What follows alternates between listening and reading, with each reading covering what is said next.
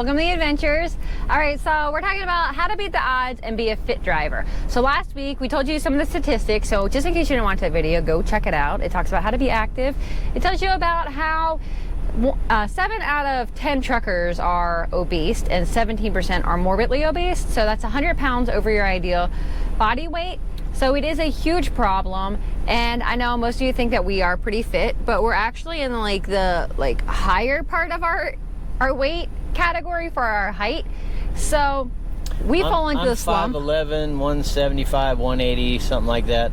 I am on the very edge of being obese. And you guys know girls never tell their weight, so we're just gonna leave it there. So this week we're going to talk about how to eat healthy and how to that is just as important about staying active. And I don't know what he's doing, but he seems like he's probably going crazy back here. So you guys know that one of the most important things for me is making sure that I can bring food with me.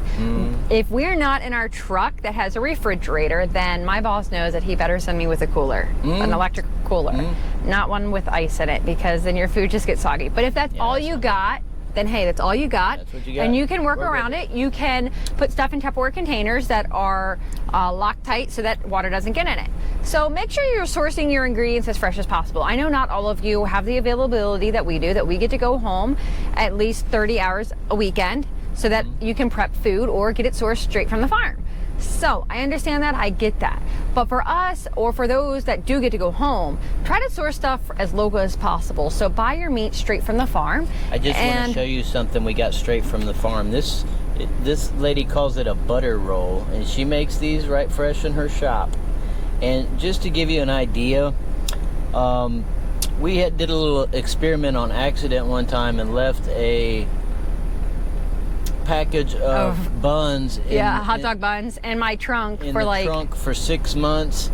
Never got any mold on it, and they're fantastic. They taste wonderful. Yeah, but I could have served it to him, and he would have never known that they were 6 months old. That's bad. Something's not right with that. If a week old, you remember how bread used to mold?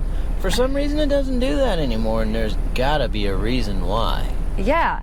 So if you can buy straight from the farm, or best practice. So we buy a lot of stuff from Mennonites. I know not all of you have that access or even know what a Mennonite is, but you might know the term best farm practice, best food to table, things like that.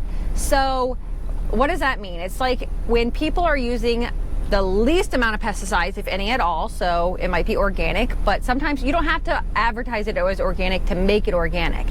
So our meat is like grass-fed, free-range, hormone-free, antibiotic-free, all of this high-quality meat. And you can find that in the grocery stores. Yes, it does cost you more, but you can find it. So we're sourcing all of our stuff, and I am pre-prepping some of the food at home so that we are always eating in our truck. We do not stop at truck stops. We do not stop at restaurants to eat out. We have to get fuel. Okay. And well, coffee. Yeah. But for food, we do not eat truck stop food, and we do not eat out at restaurants or things like that when we're in the truck. Just look in the news at all the, there was sausage that's been on recall. There was some issues with some lettuce that's recalled. It's all the time. You see salmonella or food poisoning, E. coli, things like that in food all the time. So if you buy from a farm, that's best practice. But also, if you don't have that access, you're not able to go home all the time, you can stop at Sam's Club. You guys know there is truck parking at Sam's Club, at Walmart, at Whole Food grocery stores, and buy that higher quality food. And you're going to say, well, I can't afford it. Well, you can't afford the doctor bill when you have a heart attack when you're driving down the road. So we just want to encourage you to eat healthy, and also not just eat healthy, but eat smaller portions. So here's a look at our plate. And it's pulled pork from our barbecue food truck. Yeah. Apple slaw. He has some macaroni and cheese because I can't. I have to be gluten-free. And I had some corn. And yeah, so it's really high-quality food. This lovely butter roll.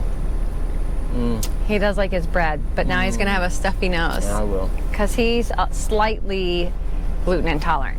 But Anyways, guys, you get the point. So here's a look at our plate. So try to eat small servings. That's another big help. And we only eat 2 large meals a day. So that's another thing that's helpful. And when you're eating your snacks, try to pick healthier snacks, fruits, vegetables, things like that. Or honestly, you probably don't even really need a snack because you're not actively moving very much.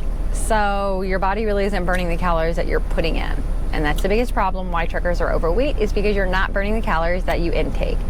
Hopefully that's helpful. I know, this man snacks all the time. You guys know that.